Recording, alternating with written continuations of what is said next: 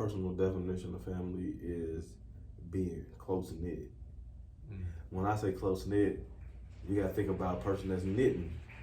Guess what? That needle and that yarn or whatever material they got, it's always close. And they always interweaving. They always coming together.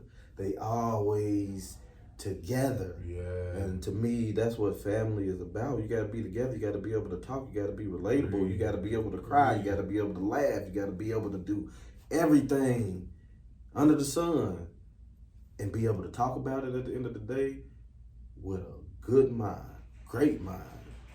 That's valuable. You know what I'm saying? Yeah. Even though you're gonna go through your negative.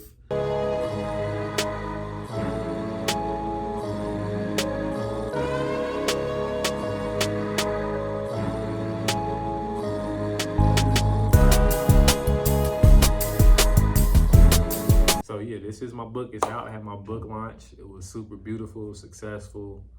Yeah, the energy was super dope. Like me coming from a space of being emotionally numb, emotionally unavailable. Yeah. And now exploring what this energy, emotion is, and where these things come from. Like I said in my book release, where does the anger come from? Where does it stem from? Yeah. What's the root of it? You know.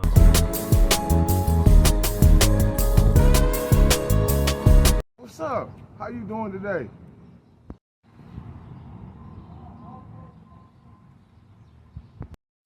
Well, anyway, I stopped you because I seen that you went to the original people in the Eve jeans, and I like that dress, man. I was wondering if you would like to be a model. You know, I like how you standing still. You want a model for us? Hello? Anyway, man, that same stone face, no talking pose, I need you to keep that same energy. Check out my card, man, and I would love to have you on the team. Woo. Peace, family. Welcome to another edition of the Leadyourlineage podcast. You are the #1 podcast for individuals seeking to end generational dysfunction. Yes, sir. What's good, guys? What's good, man? What's good? How you feeling? I'm feeling great. Man. Feeling great. How you feeling? I'm all right, man. Today, I gotta let y'all know, man, who we got here today. We got our brother. You know, everybody melanated my brother. My brother, Jamichael, man. He runs the Wix program, Fatherhood program. He a member of BMG. He a activist out here in the community doing everything. Almost every program in Indiana that got to do with daddies, bro faces in it. And he pulling strings too, man. He pulling the strings behind the scenes that you don't know. You know, like the puppet show, the person who pulling the strings behind, he the man behind the curtain, moving the puppet, man. And also, man, he a father and a husband, man. So anything else you want to add to that, brother? Cause you got a track list, man. You know what I mean? Hey, I just do what I gotta do, you know. As a young, brother, hey, I gotta be behind the scenes because I got a lot of people to take care of. Yeah. I gotta make sure that they on the straight and narrow. Okay, yeah. So, man, we gonna dig right into it, y'all, man. We gonna let's go in a row, man. Let's ask everybody how they doing. How you feeling, cuz? Spiritually, I'm mentally. great, man. Mentally, I'm in a better space than I was a week ago. That's great. Definitely was just feeling all of the growing pains of becoming the highest version of myself.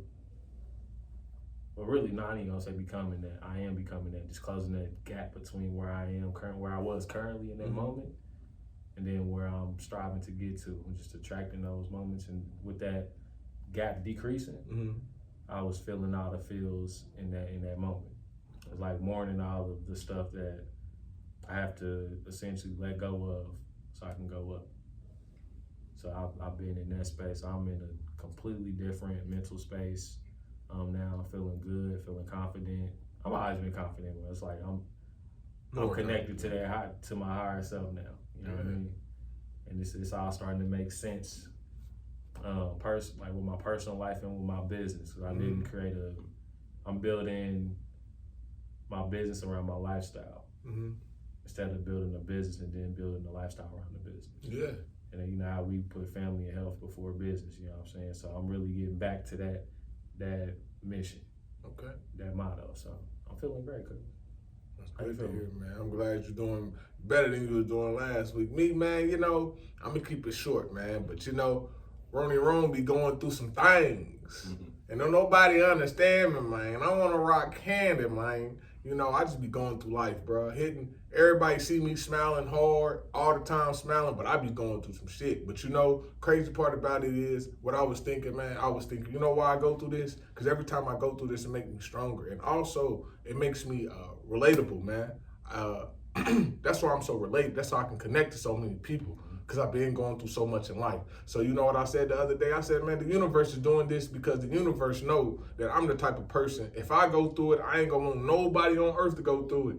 So the universe know how to set me up. They know how to set my fire, you know? But that's all I'm gonna say, man. You know, I'm trying to get on my brother Jamichael today. We trying to pick his brain. So, man, how you feeling today? I'm feeling well, but you know, mentally, the past couple months, I've been going through a lot of different stuff too as well.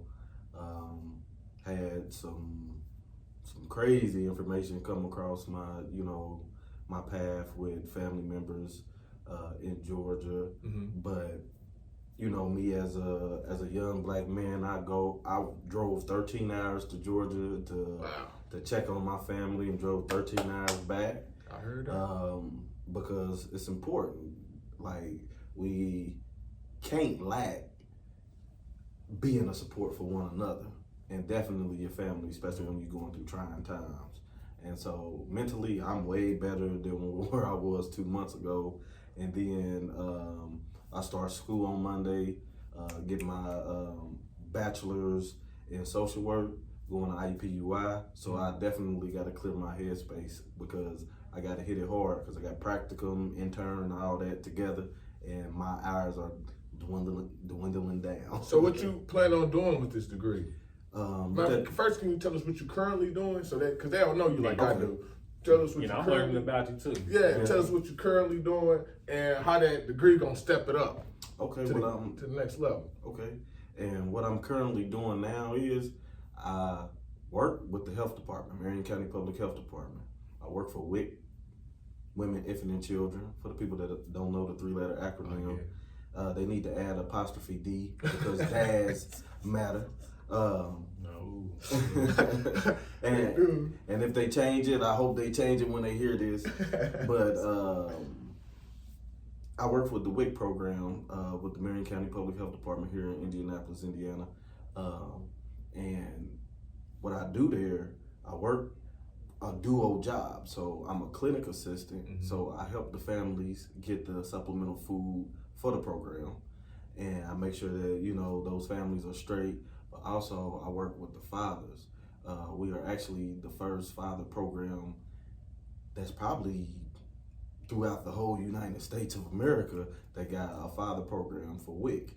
And I've been doing that 4 years now. And I have done several events. And at all the events, we always have fathers come, they get pack and plays for their children. They get different swaddles for the children. They get education on safe sleep, because if you all don't know, infant mortality here is terrible, but it's terrible everywhere. And so, and infant mortality, basically, you lose the life of a child before the age of 1. And that's what the mortality part means. And I'm in my position because I don't want to see any children die, but that is not the case, because we got all kind of different doctors that don't care for the black women the way they should, and care for women, period, the way they should, preterm and after term. So I'm in my position because I want to be able to help families, I want to be able to help fathers, and I want to see the people in the black community strive.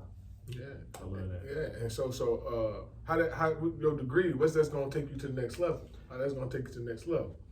Well, I'm getting my bachelor's, and my focus is getting my master's. And so if I get my master's, I can have my own practice in social work.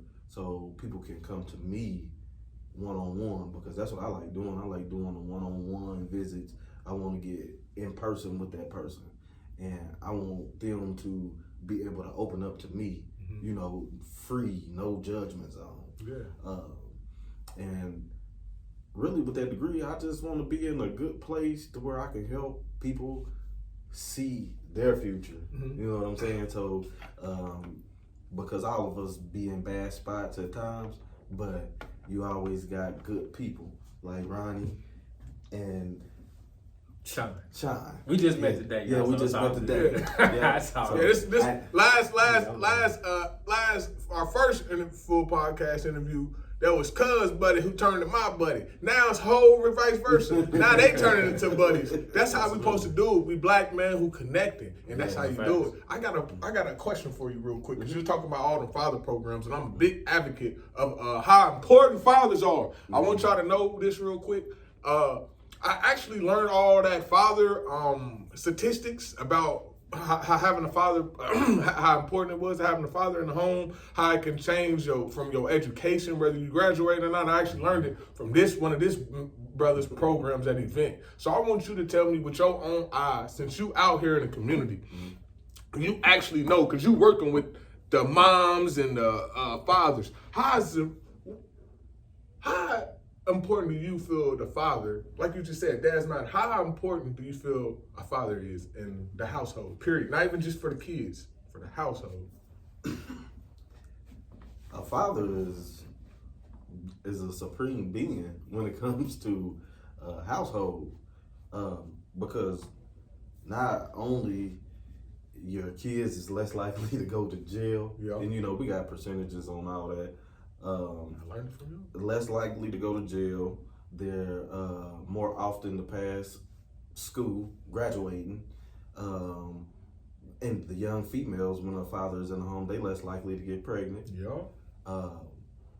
It's a lot of different things that I can tell you, but the supreme being of a father being in a household, black, white, Hispanic, Chinese, Korean, it is ultimately important, because the fathers give that guidance to the children to become who they want to be. And the fathers, we clown around, we have fun. They get, the children, they get that from the fathers. We do onomatopoeias when it comes to reading books or watching TV and things like that. The fathers are the ones that's doing that with the children. Not saying that the mothers don't. Mothers are very important, and I don't want anybody that's listening to this to say that he didn't talk about the mothers. No, mothers are definitely the key. They are the main source of life. So it's just fathers get slept on. And that's what we're talking about, because fathers are always left out of the equation. So when you think about the WIC program, women, infant, children, they left the D or the F out for dad or father. So, and I'm in the position to be able to reach out to those dads and fathers and just lace their bootstraps on what fathering is, because a lot of these men that are first-time fathers, they need somebody somebody different from their own parents to give them some information about breastfeeding, to give them some information on what are the different cues of when a baby cry or how a baby's feeling. And I'm just the person that's lucky enough to be in the position to be able to tell. Talk to those fathers and tell them the information that they need. I got a question for you. And thank you for sharing all this, by the way. Like I said, y'all, this is my first time hearing this story, hearing more about what he has going on now. Let's go back to you as a child. What can you pull from your childhood that inspires you to do the work that you're doing today? That's a great question, because in our like when I do have my free time on talking to fathers, we got I went to Kentucky to do a Nurturing Fathers curriculum, and in that book it asks you what's momentous for you and your father or a father figure, because some people don't have a biological father. And so one thing that stood out to me was I bought my father's military jacket to Kentucky with me because they wanted us to bring something that you could touch, you can hold, you can feel. And I was like, that's cool. And, you know, I sat and ran through my mind, you know, it was going 100 miles a minute. And I was like, you know what? I'm gonna take my dad's military jacket because this is one of the main things I remember as a child growing up on 28th and Indianapolis, here on the west side. I remember when my mother and father pulled up on 28th and Indianapolis in the Hummer, the military Hummer. And so all the kids came out of their house like, whoa, what is your parents? What is your father? Is he a Power Ranger? And I was like, yeah, he really is. You know what I'm saying?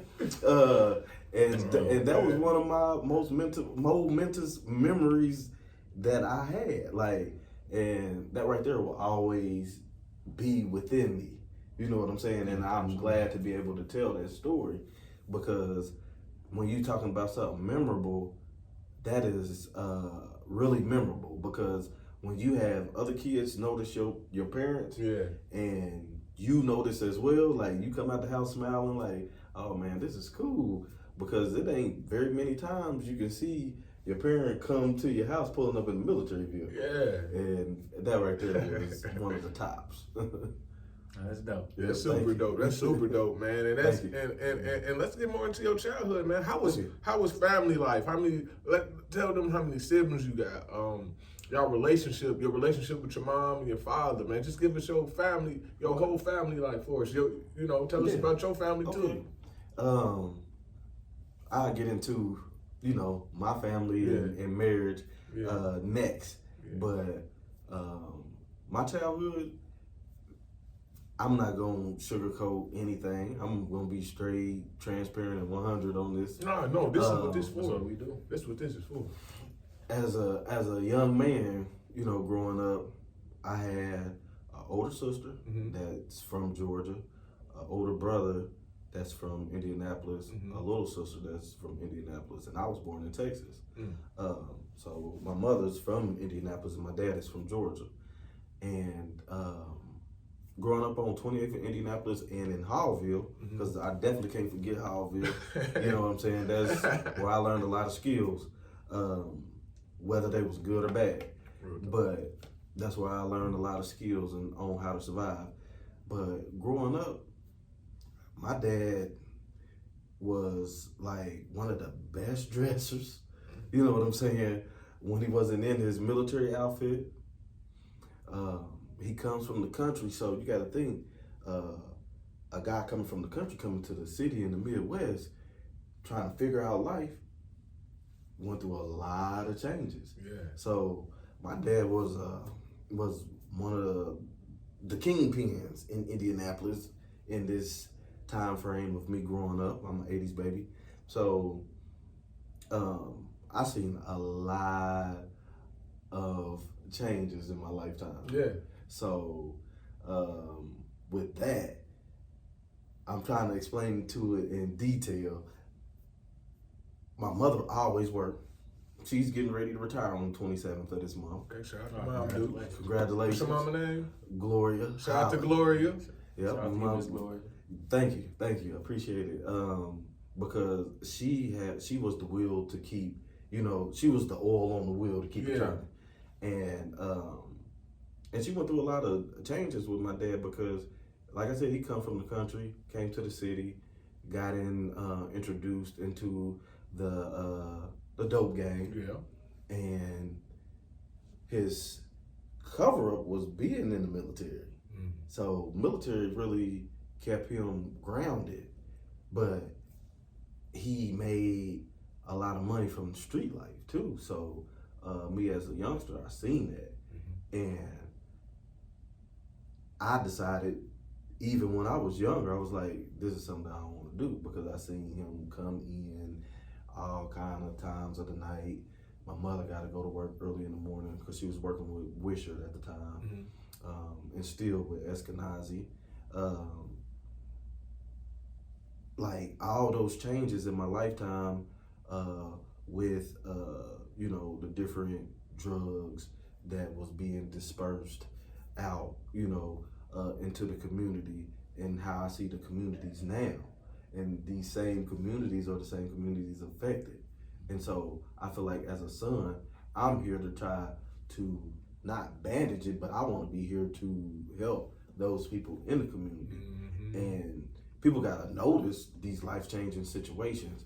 And, you know, great father, you know, he was around until I became a teenager. Mm-hmm. And then he went back to Georgia because he didn't want to be a part of the, you know, that drug life, you know, because I know once you get into dealing and making money, you want to continue making money. Too many people don't make it out. Yeah, and the goodness is that he was able to make it out. He was able to retire, and you know, with my mother, they ended up getting a divorce when me and my sister became teenagers, and that took a total change on my life too as well, because as a child, you want to have your father as a teenager.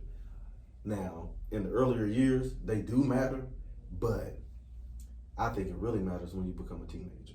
Mm-hmm. And that's where I was seeking for more of a dad figure at that time.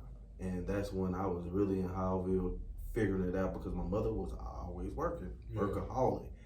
And I'm left out to take care of my little sister. Mm-hmm. And so I went and got a job to help, you know, with my sister and with the clothes that she needed to wear when she was going to school, because I know how it is coming up.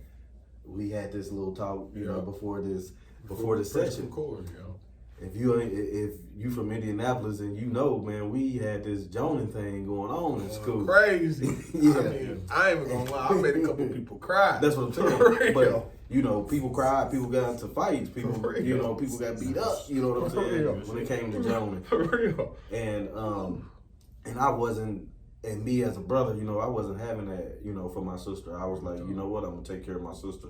So I started working at the Boys and Girls Club in Howell at an early age. So I was like 13. What were you doing? I was doing like the games. I was the games room coordinator. Okay. So I was coordinating all the games in the Boys and Girls Club. And so we would play checkers, Connect Four, roll ball, pool, like on the pool table. We would create arts and crafts. I would learn how to swim or teach people how to swim. I was doing everything. I was like a hidden gem at that age, and I'm teaching kids, and I'm a child myself. You know what I'm saying? And so you've been that man. It always has been my calling, and to be able to help families and people. So and my mother always told me that. She was like, the young kids, they always cling to you. So you are going to help families and children and things like that. And I didn't know that 4 years prior to me being with the health department, I was driving the school bus for Wayne Township. And guess what? I was still helping out kids, you know what I'm saying? And helping out families. But I appreciated, you know, being on that school bus, because it taught me a whole heck of a lot. Like, I can't really get in person with the kids and talk to them like they want to talk to me, because these bus routes, they go so quick. And a lot of these kids, they wanted to talk to me like I was a counselor, social worker then. And they hated for me to leave. So, and that was special to me, because the whole time I was driving the school bus, I'm thinking like, I'm just a driver. You know what I'm saying? And the kids, they didn't think of that. They gave me Adidas hats. They gave me all kind of different going items, parting away from, you know, driving the school bus. And, you know, that made me feel good. But to go back, you know, on my family, and my dad and mom, they had a good relationship, but, you know, him being in the game made it rocky, where this is where that split come in at. And that's what black families don't need. We don't need anybody to split, you know. But when it comes to certain situations, dire situations, a man and woman has to make a choice on if they want to be in a relationship, if it's abusive. If they want to be in a relationship where, you know, that significant other may be selling drugs. They want to be in a relationship where things may not be going, you know, the way you want it. And you got to make that choice. And so my mother made a choice to get a divorce. And it took a lot of time because she did not want to leave that man. Like the women back in the day, they didn't leave their men easily at all, no matter what they went through. Excuse me. But she stuck around, you know, a very long time, and I seen it, you know, as a young boy, and you know, I was kind of quite happy when she did make that move on not being with my dad, because she needed clarity, she needed peace, she wanted to raise us the right way, you know what I'm saying, without all the commotion, and that's what she had to do, and I commend my mom for doing that. And how did that affect your parenting? How did seeing what your mom and your dad went through? Because they don't know, but I'm gonna say he married. I said it at the beginning, but he married. How did that affect your marriage? Okay, so you got to think when your parents are in the military. Mm-hmm. What do you do when you're in the military? A lot of yelling. So my dad done a lot of that, and that impacted me too as well. But it impacted me so much as I got grown, I started kind of seeing myself carry that same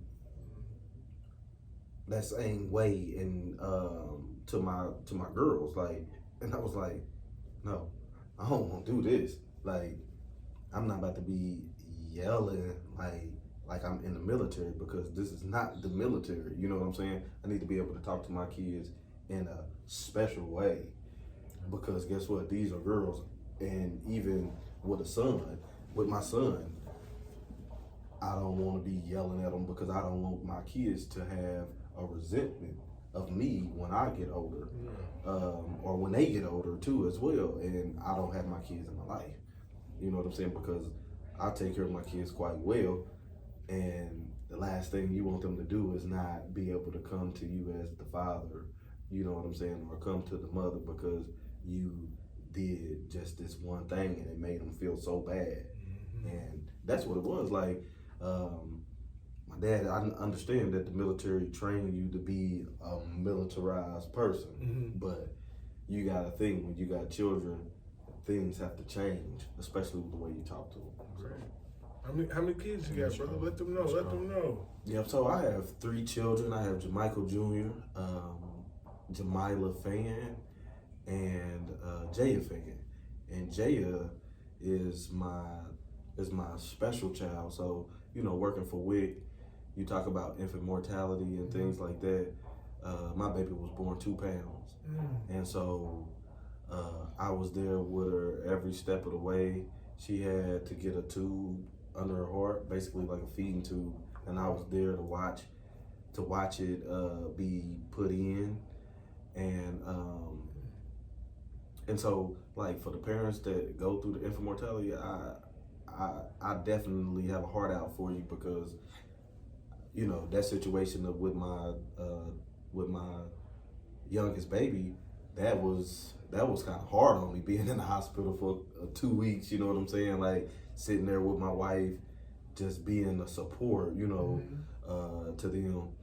And my middle child, Jamila, she actually was born on February 5th, 2012, which was Super Bowl. So that was my Super Bowl baby, and then you had to miss Super Bowl. Yep, which is cool. Man. You know, having a baby is more important than Super Bowl, because guess what? The Super Bowl ain't gonna pay for this baby. They could at least put her on a commercial too. We're gonna make sure we get that. Yeah, that's a clip. And my son Jamichael Jr., that's my special son, because he's not he's not by my wife. So we have our ups and downs and our rocky roads, but everything will come together when it should be, when it's supposed to. So yeah, I'm working for a father program, but I'm still going through things just like the normal father. So I just want people to know that, because some people think that, you got a career going, a business going, you got this and that going, and they think that your life is just simple and easy. And it's not that way. Yeah, we were just talking about that, because a lot of people just be seeing, like, wow, you doing here, you here, you there, but you're not seeing behind the scenes. Yeah. Me got to go through me coming, even making it here every Thursday is a struggle. Oh, my kids drain me, bills drain me. Mm-hmm. Like I told them, they know I got my car repoed, about a month or two ago? Mm-hmm. Shoot, man, it's just real life, man. Mm-hmm. People just be thinking you're going through it. So I definitely know, and even with our podcast right now, where talk about Lineage, rebuilding families, getting families together. Yeah. I'm literally getting my family together. Me and Cuz family, our family, we start doing this because our family is in turmoil. So I actually believe that most people who are in these programs are doing it because they got experience, and I feel like those are the best people. Yes. I'm glad you're a father who got fatherly problems. So now you in this program, and you can be like, hey, I'm going through that too right now, bro. This is what I'm doing. Then y'all can help each other. It's just not going one way. It feels better when the community feel like they helping you as well too. Yes. People are more reliable to stick around. So man, I give you your applause for that. Thank you, right on. I appreciate it. And I mean, like, I know when you go through experiences, you are able to talk about them. But some people are not able to talk about their experiences because they not in the time, or they not in a place to where they want to get that off their chest. And you got to respect that with certain people. So with some of those fathers, I tell them all the time, like, hey, if you don't want to, be a part of the services, at least, you know what I'm saying, you can open up. I give you my number. You can text. I leave that open communication to them and up to them, because that's what you want to do. But a lot of times, you can't force nothing on anyone, and that's what I don't do. I'm never going to force anything on anybody. So, but I will be here to help guide you, or to help give you some great resources or information if needed, so that way you are you going down your best path to success. So I got a question for you. Mm-hmm. What is your family's most common generational dysfunction? The most common generational dysfunction. Mm-hmm. I think the most common generational dysfunction is fathers. Okay. Man, break that down. Just being on the line, because you got to think about it. Okay, so let me talk about some great things my dad done too. Like, this guy was, even though him just coming from the country, coming to the Midwest, learning the city life, he did a lot of things with a lot of my cousins. Put us in football when they didn't have fathers. So that's important, because a lot of them skills are, like, I'm talking about 6, 7 other cousins. You know what I'm saying? Like, all boys. That you got first cousins? Yeah, we got all first cousins. Man. That he wasn't tripping on the money on putting us in football, getting the equipment, getting us there. You know what I'm saying? Like, that was important for us, because we learned a lot of skills from football. We learned how to put the chin out, put the chest up, like, toughen up. Yeah. Because this world gonna throw you some curveballs, and guess what? You gotta learn how to navigate it. You talking, brother. Brother. And so, a lot of people, they look at, like, drug dealing as it's super bad, but when the government put it out there for the black men to be put in a mold or a method, so they can lock these men up because you thought that they wasn't going to be able to make money or come up off of it, And once they start seeing these men come up off of it, you know, you can go back to the real Ricky Ross. That's what, you know, that's that first line of throwing, you know, dope, cocaine out in the streets. Because they didn't think that he was going to do nothing with it. They didn't think he was going to make money. And became one of the biggest kingpins in America. You know what I'm saying? The real Rick Ross. Yeah, the real Rick Ross. You know, shout out to Rick Ross too now, the rapper. But that right there, you know, you got to look at our history and how things came about. And so I never looked at my dad as no bad person for doing that, because guess what? At the end of the day, he was trying to take care of his family. Yeah. He was trying to take care of us, which he did a great portion of our lives, and not just my brother Quincy, not just my sister Jamia, but he actually put money into the cousins too, you know. And so that right there helped us get all our skills. None of us are in jail. You know what I'm saying? None of us are without our families. We all around our families. We take care of our children. And so you gotta look at that. You gotta look at that and be like, you know what? Kudos to you too. You know, Dad, you know, because without, you know, you being in our life, I wouldn't be where I am today. Talking to, you know, the what's the podcast name? Lead Your Lineage. Lead Your Lineage. I was about to call it a whole new name. I was going to give you a whole new name. I was about to say Love Your Life. You know what I'm saying? But and at the same time, you know, Lead Your Lineage is loving your life. You know what I'm saying? Because you gotta love your life to lead your lineage. So that's what we say. We say that at the end of each podcast. And see, and I didn't know that. Yeah. So this was not rehearsed. Yeah, yes. We say that literally. We say that at the end of each podcast. And see, I didn't even know. Yeah. And I mean, that's it. Like when it boiled down to it, you got to love your life. You do. But you gotta also be able to love others as well. Agreed. Because if you don't love yourself, how are you gonna love others? It's just like our parents always will say, how are you gonna help somebody else if you can't help yourself?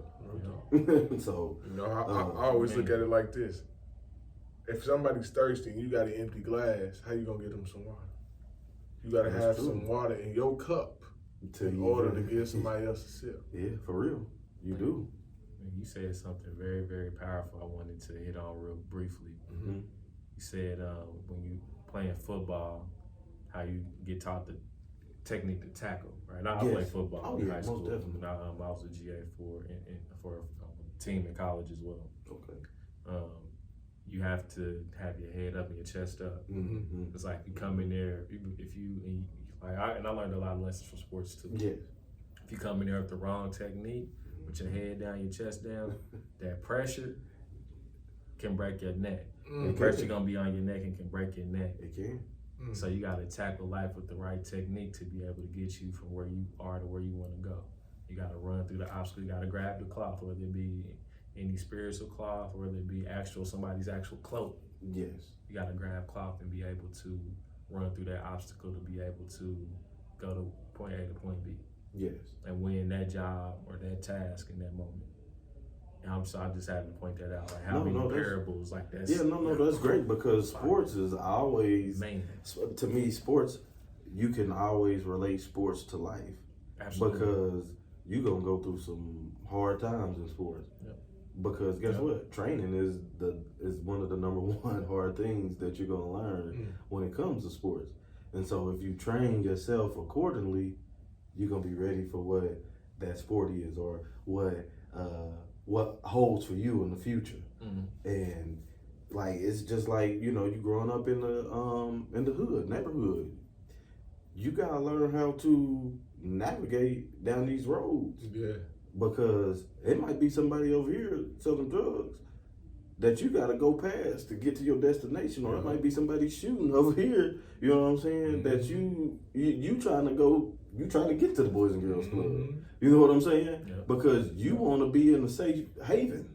You know what I'm saying? You want to be in a safe spot, so that way you can let off your animosity or aggression by playing basketball. You know what I'm saying? Or by playing pool or learning it.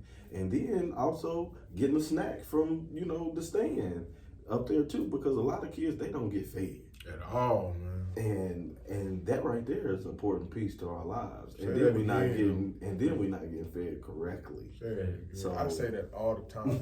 People don't understand when you and growing up in a house and these kids, they be like, why these little kids out here robbing pizza men and stuff? Because they hungry, bro. Yeah. You legit, because that happened to me. I shared this. I don't know if I did, but I'm going to share it today. I was around 11 or 12, like when I start for real being in the streets. And it all happened because of one night. I'll share this real quick. It happened on one night because me and my brother were extremely hungry, bro. We haven't ate for, I don't know how long we ain't ate. Man, we eating toast, bro. Toast don't fill you up, bro. Toast don't. And all that. That's why I don't believe in people be like, man, just drink water. You're not hungry, bro. That shit don't keep you fucking full. No. Man, when my stomach hit the back of my spine, and my brother said, and we went outside, and in our environment, like you said, we see the drug dealer over there, he eating, he selling drugs. We see the killer over there, he eating, he robbing people, he eating. This dude, he scamming. This dude, he conniving. All of them eating. We ain't doing nothing. So that means in order to eat, we got to become that drug dealer. We got to become this conniver. We got to become this killer, this robber, so we can eat. So that's exactly what we did. Yeah. That's exactly what a lot of kids is doing. And that's very true, because like when you young and you hungry, guess what? It's gonna bring out the aggression. For real. Because you gotta make it. You know what I'm saying? Like, and then the thing too though, the way we eat is not, it's not feasible to our bodies at all. Because if we wouldn't eat like that, we'd probably be less hungry. Yeah, true. We wasn't eating all that meat. Eating all the stuff that we was taught, to eat. And, but when you do see those different obstacles going on your street, it makes you think like, this is what I gotta be, because this is what you see. And I don't like when people say I'm a product of my environment, because I'm not a product of my environment. I grew up out west. I grew up on 28th in Indianapolis. I grew up in Hallville. But guess what? I'm not out here selling drugs. I'm not out here killing people. I'm not out here robbing. I'm out here teaching men on what breastfeeding is about. I'm out here teaching men on how their child got sickle cell and how you can be a support to your child. You know what I'm saying? And this is just today. Like, I was talking to a dad that came to me on Tuesday. Was like, can I just do 10 sessions with you on parenting, on fathering, one-on-one? And I was like, of course. I was like, I'll make time for that. Whether we can get on WebEx, Zoom, or on a phone call. Guess what? I'm gonna do that because I want to see you in a better place, even if I don't see you. You know what I'm saying? That's real. And so when people say, you're a product of your environment, of course I am a person that came through that environment, but guess what? I'm not teaching none of those skills that I seen that were bad on the street. I'm teaching all the great skills that came from out of me, you know what I'm saying, to my children, to other people's children, to my niece, to my nephews, to the various cousins that I got, you know what I'm saying, to my uncles, aunties. I'm teaching them things that they didn't even know. You know what I'm saying? That they weren't able to teach us when we were younger. And that's what I'm definitely glad to be that pillar. What the Fathers and Families always say, a beacon of hope. What BMG brother Brian Carter always say, a big brother. You know what I'm saying? I'm being all that. And that's what I'm here for. So. I don't know if I mentioned it, but we both of us in BMG. All three of us is BMGs. We represent black man. You feel me? Man, I got a question for you, man. What is your personal definition of family, and what does family mean to you? What's my personal definition of family? My personal definition of family is being close knit. When I say close knit, you gotta think about a person that's knitting. Guess what? That needle and that yarn or whatever material they got, it's always close. This is the original people in the Eve gene.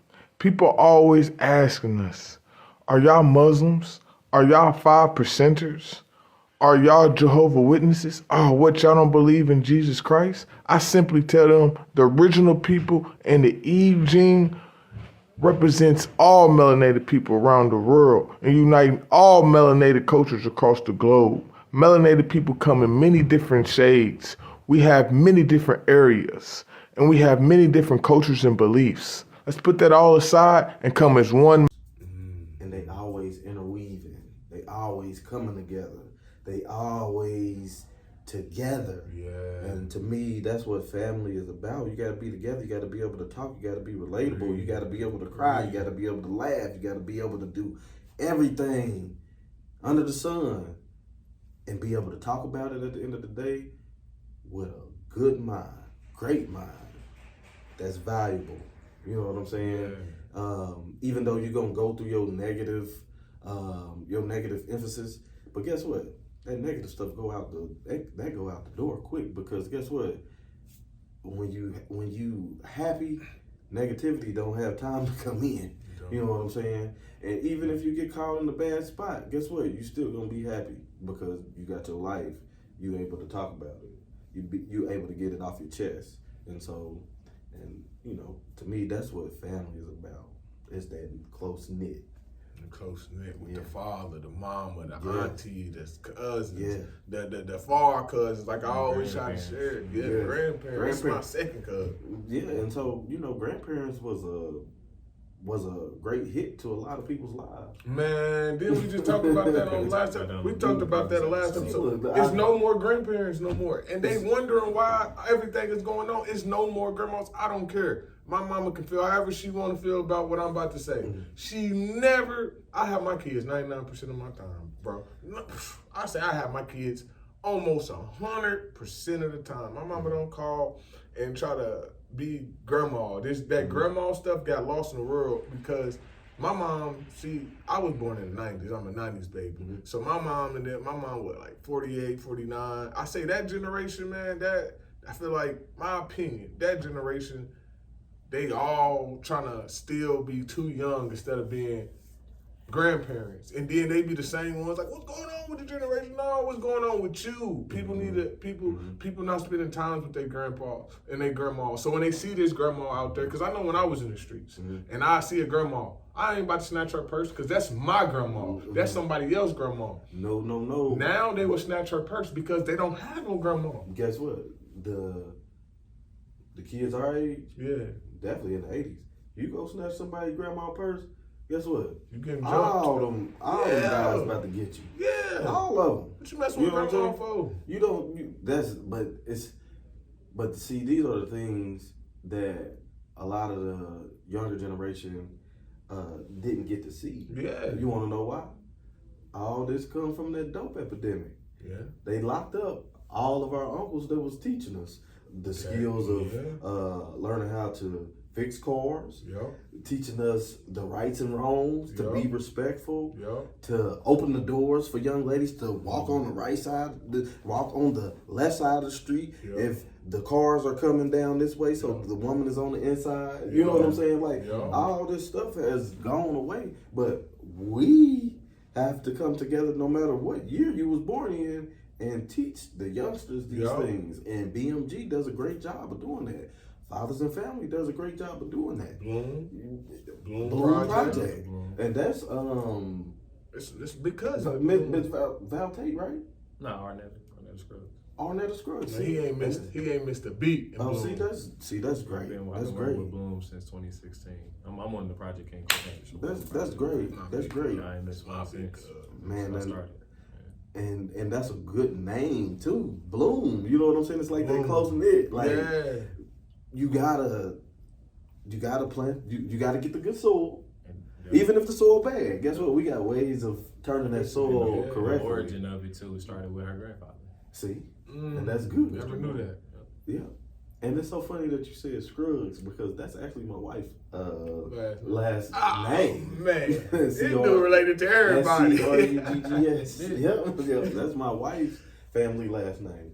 So, yeah, and man, there's some great people, like for real. Like, and I don't know them all, but I know like her father, you know what I'm saying, side, and I know it's different, you know, branches of last names and where they raised and where they come from. Where they from? Real life from? They actually come from Shelbyville and come from the Indianapolis area too as well. So, Okay. I'm pretty sure, you know, they come from different areas south too, but here, Shelbyville, so, in Indianapolis. So, yeah, man, like, you know, I know before I get off the podcast, I gotta say thank you, Sean and Ronnie, you know, for having me here, because this is a session that I need before my school sessions start. Like, I needed to be able to talk to some young men and just get, you know, a lot of stuff off my chest that I've been holding in, that I haven't been able to talk to someone about, because I'm always, you know what I'm saying? Yeah, always together. Yeah, I'm always giving the information. You're always taking in the information. Yep. So, yeah, I thank you guys for having me on here too. No problem, you know, bro. Appreciate you pulling up on Yeah, us. for real. This is divine. That's always been my key. I feel like we all need to pour into each other. I've been that person, man, where everybody was taken from me. I gotta be the one to. Everybody rest on my shoulders. That's not good, bro. It's you not. It would break, because if you break, that means everything breaks. Yeah. So I agree, man. And let me ask you this question. I'm in the same situation too. It's like you got the world on your shoulders, but you know what? I'm gonna carry that. You know what I'm saying? I'm gonna carry that ball like Barry Sanders. You know what I'm saying? Because I have to. You know what I'm saying? No, you like, don't. You ain't gotta do it. Well, you got me. You got my cousin. Yeah, no, but I'm just saying, like, you, bro. I got to show people that I can carry it, because we do have our weak moments. We have our moments where we need to go and debrief. You know what I'm saying? But you got to show the world too that, guess what? I can carry this load. So when I do make it to that other side of the field, or make it to that touchdown, or make it for that slam dunk, guess what? My reward gonna be great. Yep. You know what I'm saying? When I do make it to that other side of the path, and be where I need to be, guess what? I showed the world that I was able to do this. You know what I'm saying? Without showing stress, with a smile. You know what I'm saying? With no negativity involved. Like, I don't do the negativity. I don't do the confrontation. Like, and the thing is too, I don't get into it with people in Indianapolis. My only problem here has been with cops. Yeah. And isn't that a coincidence? You know what I'm saying? So, but you know, these years to come, and you know, the previous 5-6 years, I haven't had no run-in, no altercations or anything like that with cops, and I'm thankful for that, because those situations can be real bad. And my situation was when I was younger. Circle Center Mall was our best mall at the time, before Lafayette Square. That mall was fat. Well, you know, Lafayette Square was first. Yeah. And then we had Circle Center. Yeah, so that mall was fat. yeah, so I was in the stage of Circle Center Mall, and the thing is, with Circle Center Mall, everybody would leave out at 9 o'clock to get on the bus. This is when we was in our younger ages. Yeah, I remember. Yeah, we would all get on that bus at 9 o'clock. I thought I was doing myself a due service by leaving an hour early to get on the bus to go home. Why I do that? So I'm leaving, I'm coming down the street, getting ready to go to my bus, 15. I was getting on the 15 in Riverside at the time. I had bags in my hand. I just went and got some fresh Vince quarters, the Boings. I forgot about those boys. Yeah, the Boings. That's what I call them, the Boings. And I'm thinking I'm cool. I'm getting ready to get on the bus and go home. So a cop come from out of nowhere and said I was jaywalking. So before he came from out of nowhere, he just snatched on me. pulled my shoulder back like real hard, so I'm thinking somebody trying to take my bag. Yeah. So as I turn around, I swing on the cop. Pow! Hit him. And so when I hit him, I seen the badge flash. I was like, it took all the air out of me. I said, I'm about to go to jail. Man. And I got on top of him. Boy, I was about to try to choke him out. But and then the black cop came, jumped on me, knocked me down to the side, and was like, he said, man, you was getting with him, wasn't you? He gonna whisper in my ear and say that. And I was like, I said, man, I thought it was somebody trying to take my bags. And I was like, why ain't your officer announce himself? You know what I'm saying? Like, you don't just do that. When somebody carrying something and, you know, they got bags in their hand, because there's a lot of things going on. No matter what time, age, you know, it is, there's a lot of stuff going on. Yeah. And so I ended up having to go to the jail that night, and then I had to come up with money for a lawyer.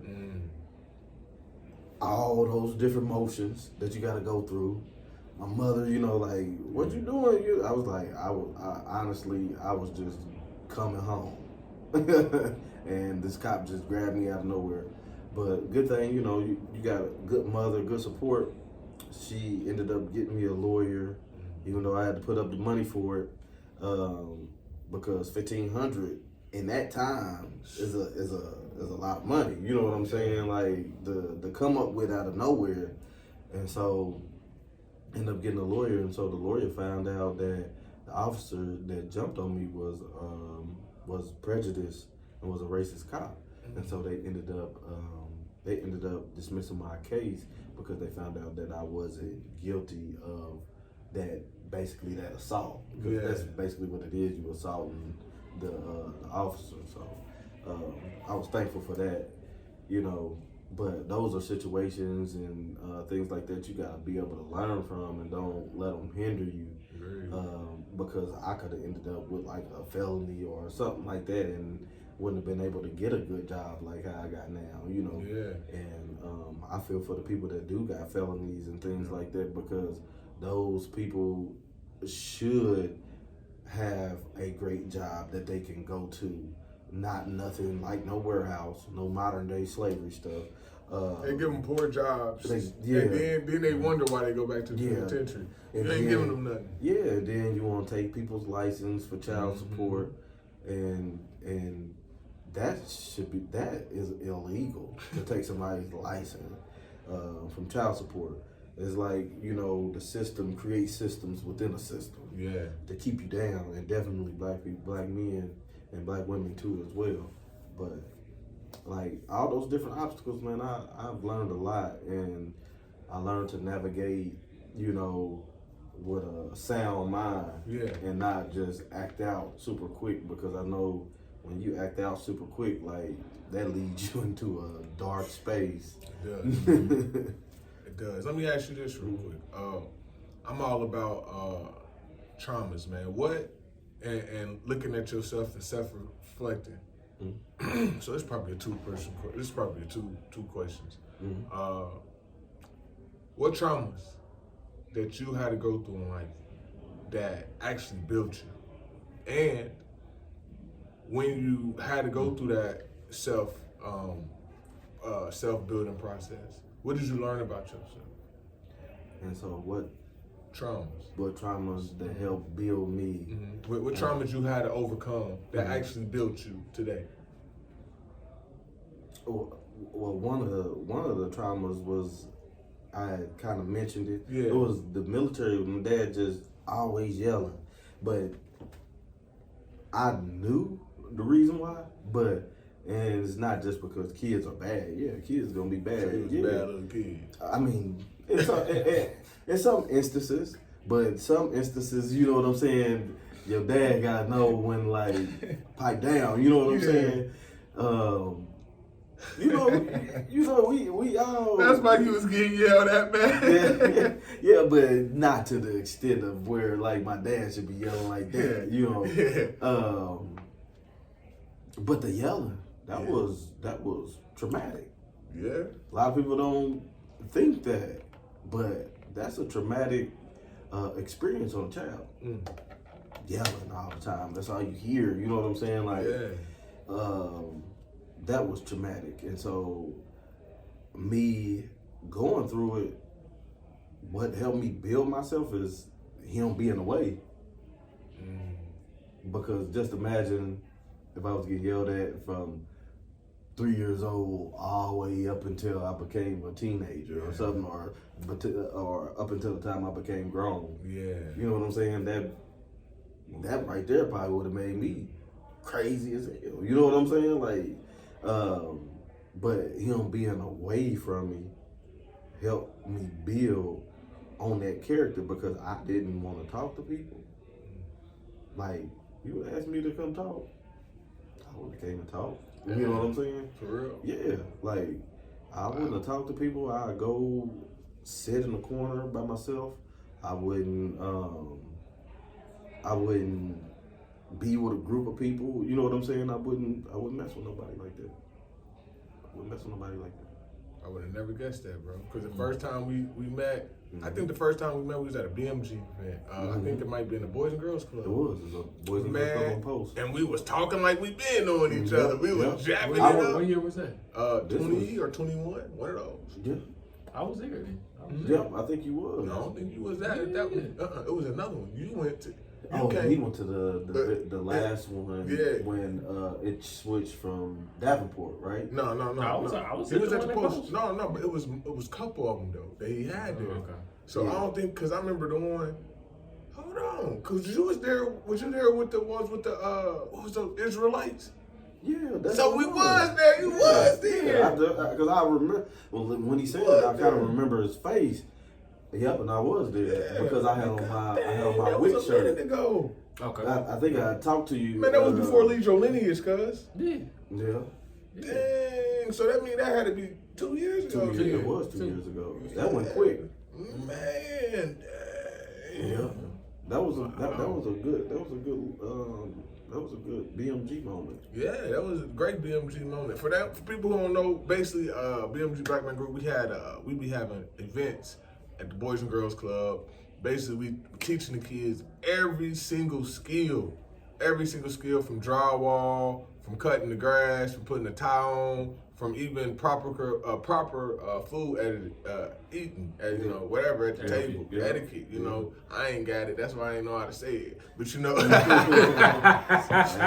hey, now real quick, every time I come over his house, I be like, cuz, I gotta get you a bib or something. I'm like, damn, cuz, what you doing, man? Like, got a hole in his lip. Yeah, I'm kind of hey, I be eating. His children eat better than him. I'm like, damn, cuz, damn. I be like, nah, that's my cousin. No. But so yeah, we be there, and it's just a different events here in Indiana. So if you looking for here in Indiana and you're a father, look, this is 3 programs. We are representing multiple programs right here. I'm tired, and no more excuses. If you're a mother, you're looking at programs. If you're a father, you're looking at programs just through us. You got Wicks, you got fathers, you in here BMG, we both BMG, we Bloom, me and Cuz Bloom. It's so many different programs that you can put your kids in, so many programs that you can take as fathers, because like I said, those father programs, Jamichael, bro, really help.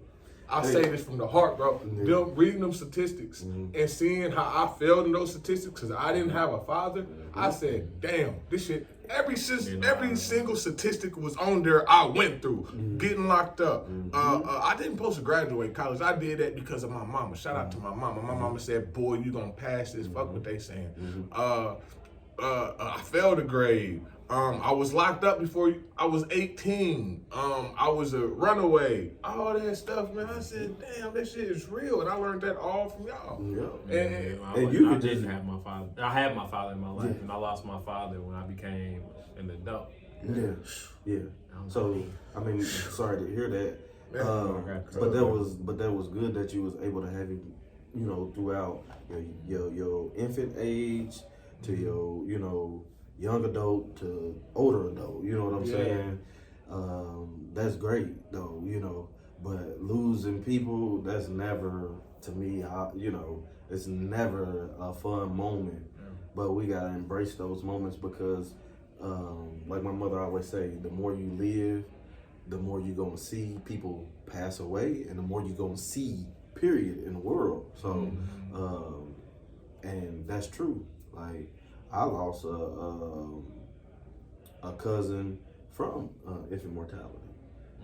Shout out to Gail. Wow. You know what I'm saying? Like, so you really living this, right? Yeah. Like, my cousin Gail had her child, and she named her Miracle before, you know what I'm saying, before she had her. And so Miracle is 7 years old now. She just had a past birthday. Happy birthday, Miracle. Happy birthday, Miracle. And our baby was a miracle, and she ended up passing away. You know, that's like one of the saddest moments that you can go through, you know, even though it's not you. When it's a family member, it feel like you. You know what I'm saying? Because I still have to see her sister mourn. I have to see her brothers mourn, her mother, you know, my auntie. Like, that's serious. Like, and a lot of people don't take that infant mortality serious, but we have a lot of doctors, and I want to say this, we have a lot of doctors that care for this black community that don't care. I hear you loud and clear. Yeah, it's just the truth. That's the truth with everything. That's why I believe we need our own hospitals. We need our own doctors. I mean, but to be honest, if you look at it, I'm very big at nature. It's nature to only want to take care of people and feel comfortable around people who look like you. Yeah. You feel more comfortable. When you go out into this world and you out, the first thing you're going to do is look for somebody who kind of looks like somebody who got some similarities. I feel like it's us. It's our problem. We the ones who want to add everybody to our group because we've been beaten and taught that. Everybody else wasn't beaten and taught that. We was beaten and taught that master. So we master this. Oh, our house is burning, master. Oh, we's dying, master. So we was beat to make it seem like they have to be with everything we do. We need to rebeat ourselves and know that we don't have to bring nobody into none of our environment because they're not provide. I mean, you can look at history, bro. I can go all the way back into 1240 BC when King Amenhotep II, go read what he did. He kicked them out. This is 2040 BC, bro. He kicked out the whites, said that they could not be with us because of their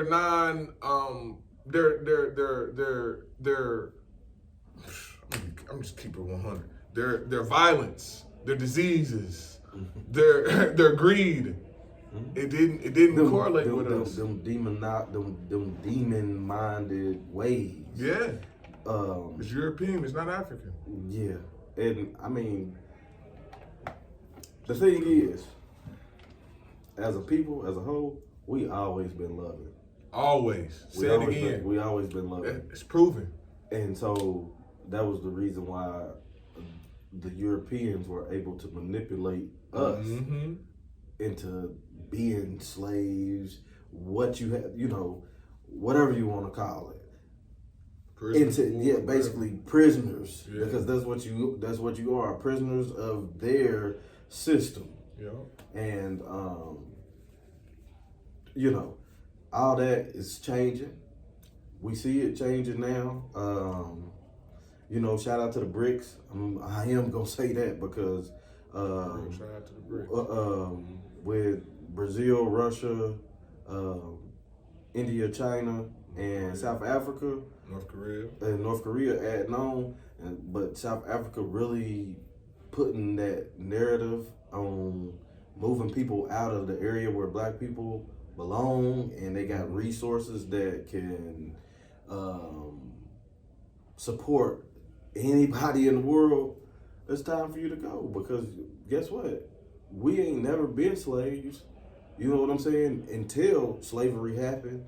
And it's time for us to all go back to that. Like, we are free people. You know what I'm saying? Like, the world is gonna need us as black people to recreate this America again. Yeah. And I'm be the first to say that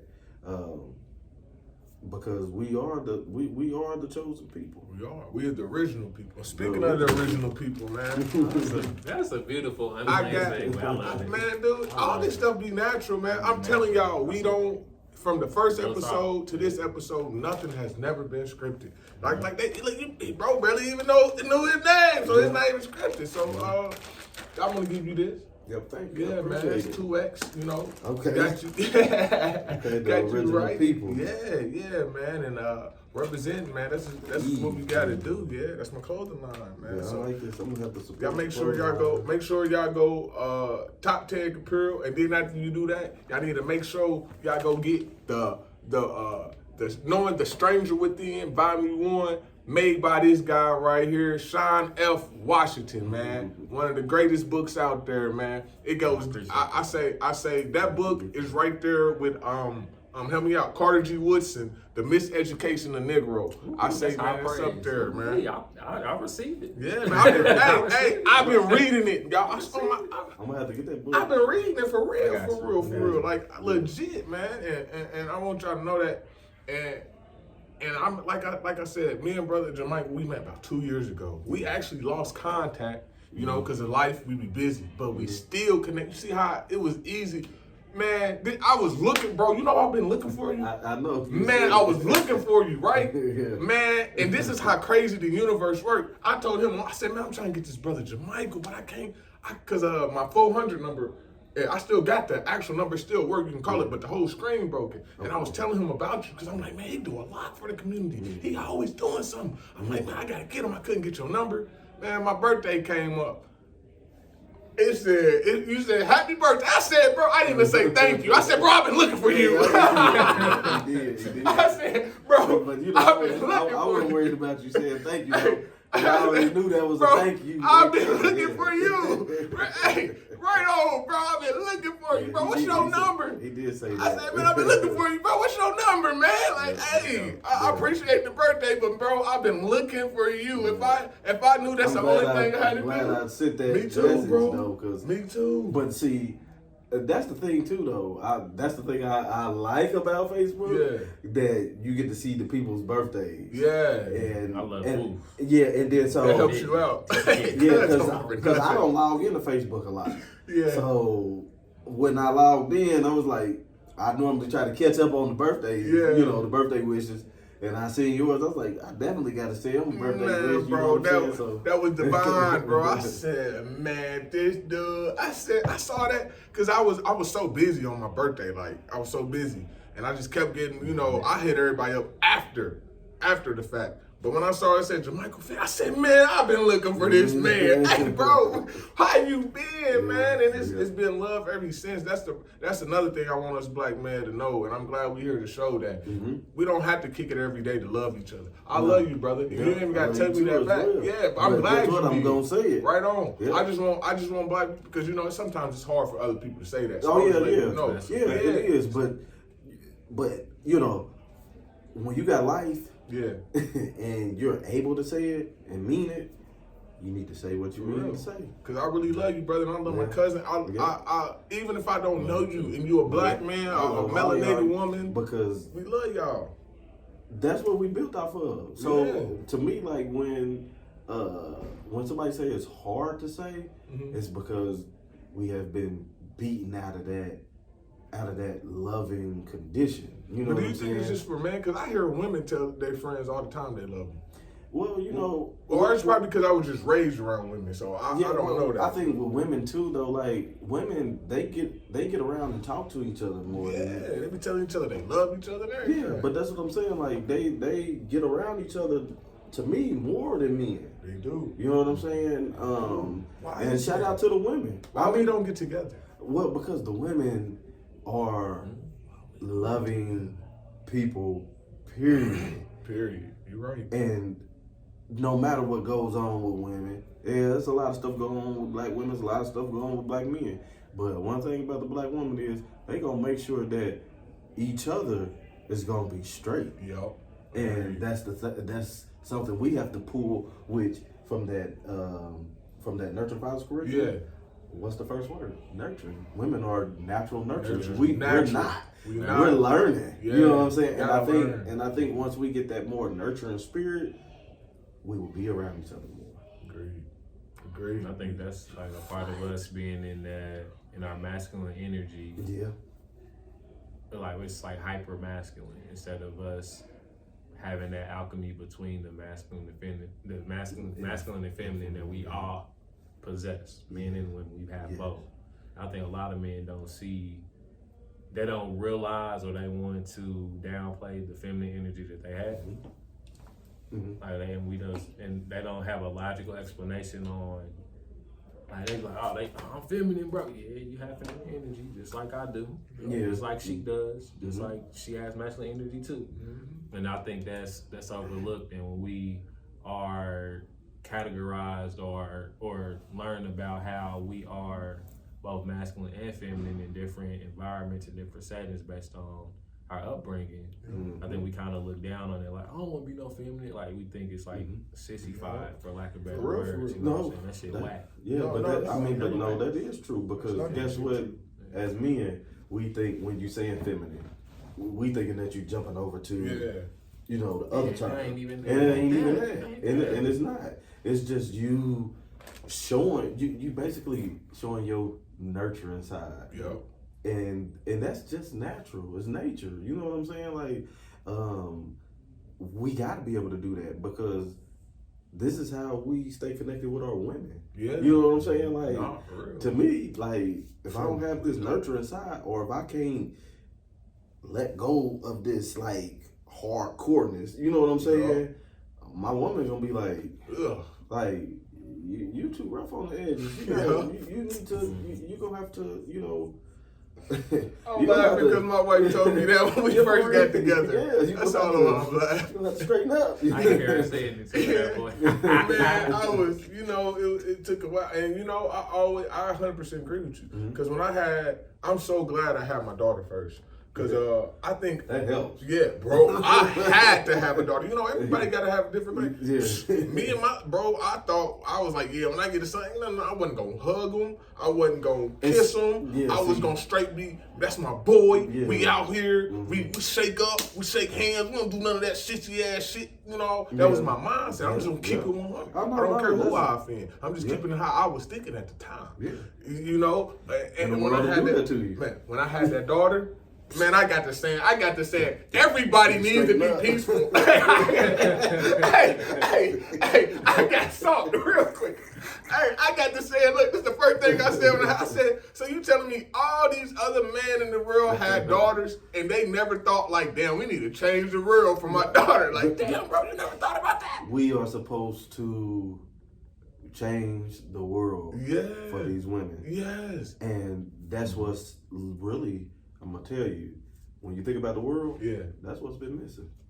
Us men making sure that these women are straight, whether it's your wife, whether it's your niece, you know what I'm saying, niece, somebody that's not kin to you. You know what I'm saying? These girls, they need to see men that's gonna be uplifting, gonna be a great male role model perspective in their life, because a lot of people are not seeing that. And definitely with the women, because we want our young women to continue to recreate, but recreate with men that are loving. Like, the men have to be loving to these women. Like, I understand the narrative of music. So I don't bash music like a lot of people do. Because a lot of hip hop has got me through a lot of situations. You know what I'm saying? And I know what we take in can come out, but when it comes to music and like women, you know, twerking, dancing, showing our talent, doing all that, guess what? That's always been us. That's always been us. So we can't act like, but even us here, come on now. We always been musicians. We always been videographers. We always been builders. We always been lovers. You know what I'm saying? And we always been fighters when we have to. You know what I'm saying? And that's what we got to get to. We got to know when to fight. We got to know when to do certain things at a certain time, so that way we are showing each other that, oh, we definitely can get along. Yeah. It's just the mind frame of the system that has us where we are, where we so separate. And separatism was one of the biggest faults in the black community. You know what I'm saying? But as you can see, the Tulsa bombing separated a whole black community that was great. You know what I'm saying? The Black Wall Street. Yeah. The black community that's under Lake Lanier. Yeah. He's talking about Georgia. Yeah. You know what I'm saying? Like, all this stuff has been hidden from us. A lot of history has been hidden from us, and it was done purposely. Yeah. Because they know that if we all come together as a village, a community, as individuals, as a group, we the best. Like DJ Khaled said. Man, I was just about to say that. But can I rewind you back real quick? Yeah. I want to rewind you back on, you was talking about our daughters and all that, picking the right man. This is just something I picked up. You know, this is just me strategizing. You know what? If you look at it, a lot of women who pick the wrong man don't have their fathers in life. And I feel like it's because the fathers teach their daughter, because whether a woman sees her daddy, she still got that love. Like you said, women are naturally loving. They gonna love their daddy no matter. Absent father can get back to his daughter life before he gonna get back to his sons. That's just the truth. So that being said, I feel like this abstinence of fathers, like you said earlier, like we always say, this abstinence of fathers is teaching these daughters that's love. That a man supposed to do whatever he wants to, have sex with you, leave, and don't help raise the child. Yeah. Believe it or not, they know that's wrong, but in their subconsciousness, they take a note and they telling themselves, this is the type of man you need to take. This type of man you need to find. Because at the end of the day, women choose to find a man who's similar to their dad. And that's statistic. That can be proven. That's science. So if you got an absent father, or you got these fathers that are very toxic, when she leaves that house and she finds a man, she gonna go try to find comfort. And that comfort, she gonna find her father. And then when she finds her father, it's gonna be someone who she don't want. And it's gonna trickle down to her daughter, if they do have a daughter. It's gonna teach her daughter that man supposed to be absent, or he supposed to be toxic, or he supposed to be whatever type of way he is. And then that just trickle down. Now you got all these different bad seeds and bad bloods. And another thing too is, our women do need to choose better men, because at the end of the day, it's genetics, and genetics have memory. So if everybody's sleeping with, for instance, me, I feel like I have a hard time a lot making sure my parenting, because I'm fighting generations on both of my sides. I'm fighting absent fathers. They wasn't there like that. I love you, Tip, man. That's my blood. I love the hell out of Tip. That's me. I am Tip. You know what I mean? But he was a great grandpa. But, dad, you know what I mean? And what did my mama do? She found a nigga like him. My daddy wasn't like that in my life. You know what I mean? So when I had to become a father, it's hard, bro. I be like, man, I'm doing the right thing. And I'm not doing the right thing. And then I be having all these different emotions. And then I thought about it the other day. I'm going through all this is because I'm literally changing my DNA. My DNA ain't used to taking care of no damn babies. We used to be a chill. We out of this thing. My uncles and them don't take care of their kids, bro. So my man, and to be honest, shit, we got an uncle who never took care of his kids. God damn it, you know what I mean? Just being honest, shit, you know. Generational response. Yeah, so that's my DNA on both sides of my parents that I'm fighting, and so we got to make sure. The man and the women, I always feel like it's yin and yang. I feel like it got to be both. And you know, so we got to make sure we putting the right genes together, man. They used to do that to us. What people don't know, they used to crop us like cows. Oh yeah. Yeah, man. Yeah.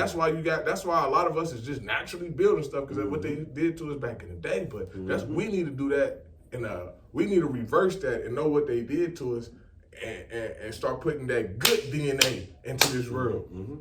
Yeah, but this is why you have a lot of kids that be like autistic.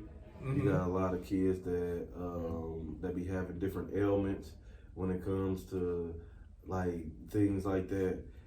With sickle cell, you got all these different diseases and different things that's happening to children because of the care of the doctors, man. Like, they don't, like with black women, they don't want to treat the black women in preterm, especially if she's not asking. Yeah. They already got this narrative on us that we super strong and we can just take whatever. Pain. You know what I'm saying? Just take all the pain.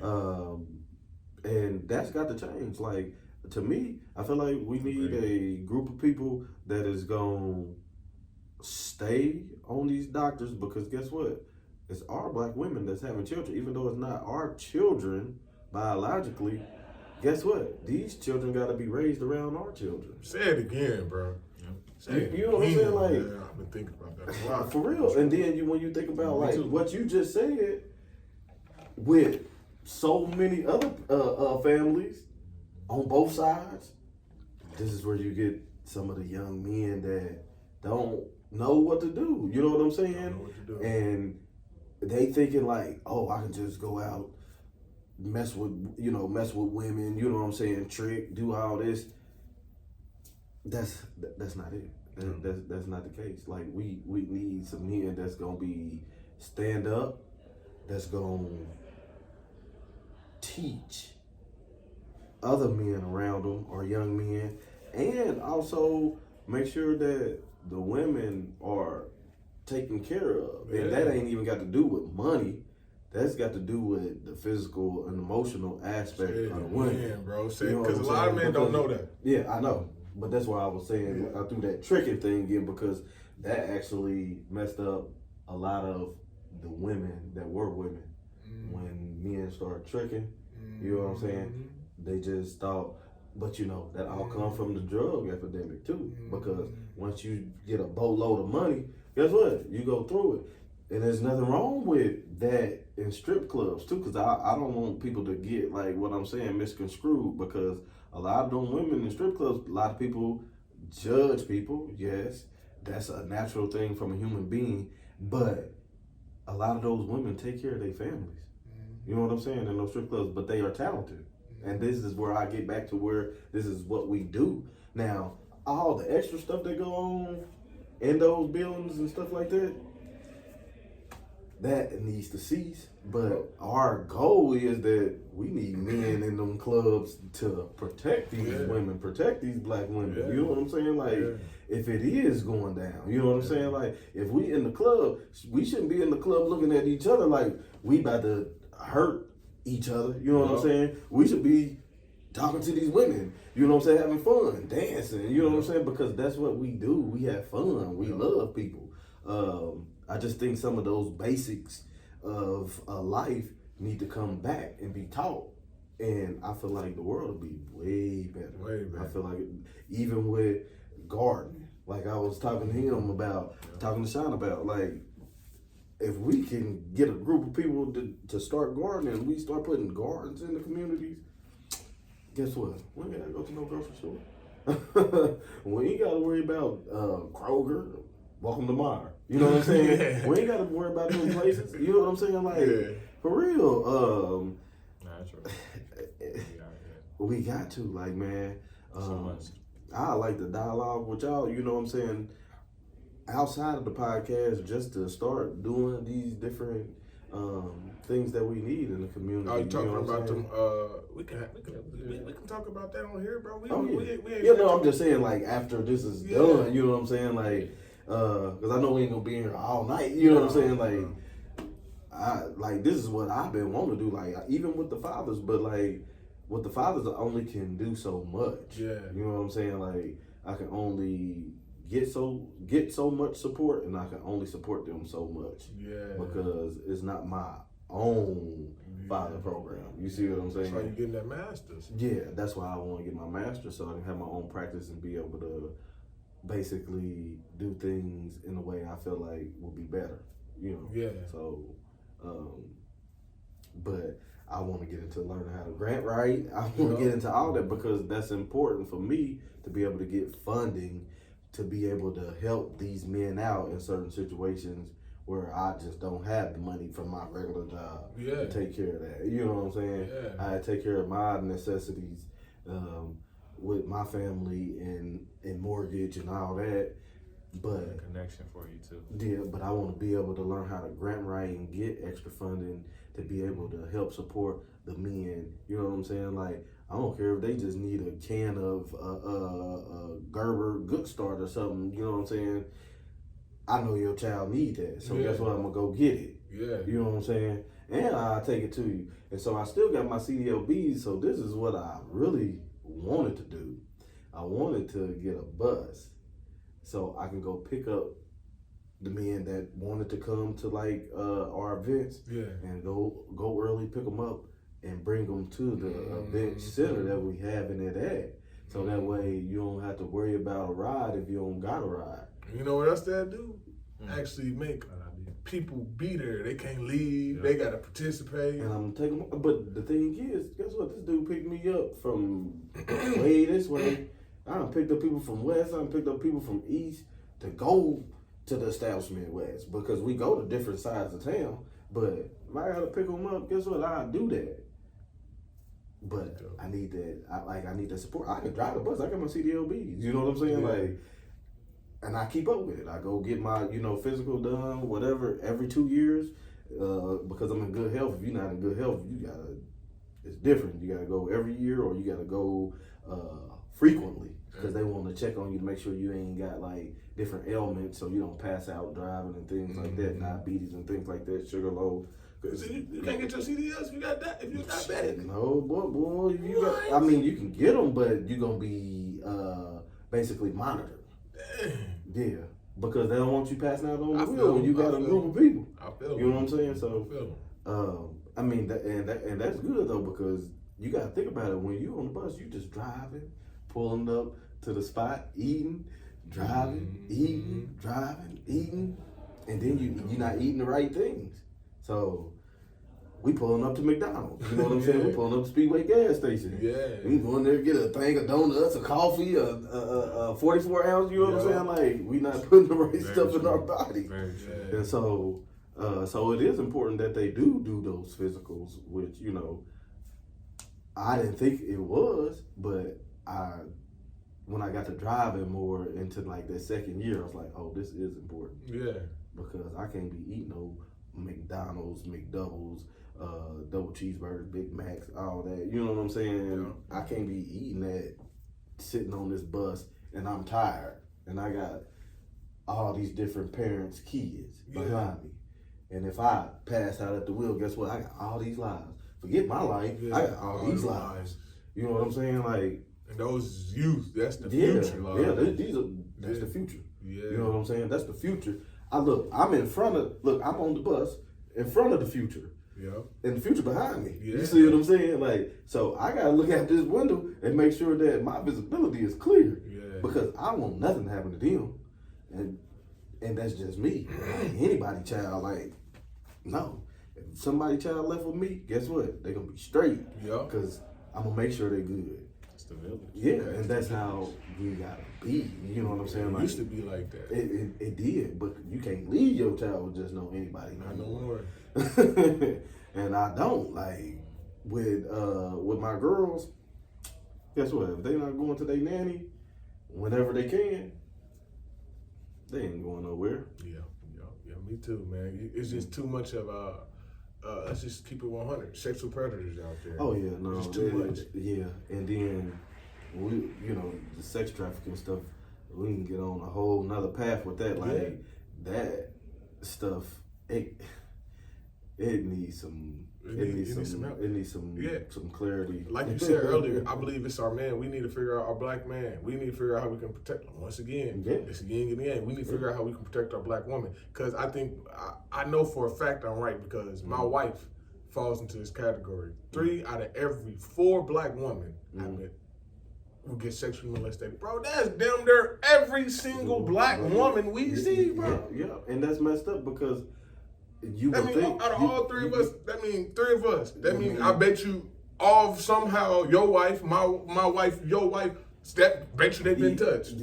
And That's touched messed up. and touched inappropriately. Inappropriate. That's messed up. And bro. see, to me, like as a man, like see, I got this. I'm calm as ever. Yeah. But when somebody do stuff like that, it take me to a whole different side. That's cause he calm, Yeah. but let you mess It's with like- his family. Yeah, it takes. I understand. It take me to a whole different side, and I'm saying that with chills. Yeah. Because when I know my soul. You know what I'm saying? And when I'm saying something real, that Yeah. my body knows. Like I don't play about that. Like, Yeah, no, me neither. and then so like I'll be reading on stuff like how this one guy he was his daughter was taken in one of them sex trafficking realms. Yeah. And he became a sex trafficking basically killer. Yeah. So he used to watch how they move, and he would kill off them sex traffickers. Like, is he wrong? No. To me, I can't say but he to wrong. look to me, I no. can't say he wrong. No, because he in pain. Because He you in do pain. something to somebody's daughter, Yeah. boy, child, whatever. Agreed. You deserve whatever you get. Agreed. You know what I'm saying? Agreed. And that's just not that's not evil speaking. That's the truth. That's the truth. Like you don't do nothing to people's family or children. Like It gotta be. It's just it has to be It's a more. fine line. Yeah, it has to be more repercussions because a lot of people don't sell drugs because there's a lot of repercussions. A lot of Yeah. people don't kill people because there's a lot of repercussions. Yeah. When you sexually molest people and you that get a tap on the hand, bro. That's sex trafficking. You get That a should tap be on worse the hand. than that should be Murder. worse than murder. I agree. It should be if a murderer gets 55 years for murder. I feel like if you sexually molest anyway, rape or I don't care if it's a child, a grown dog, woman, elderly, you should get are life. invading Life. that person's You privacy. should get life, bro. And you know how much that affects our women. You know how much Yeah, my that's- wife goes through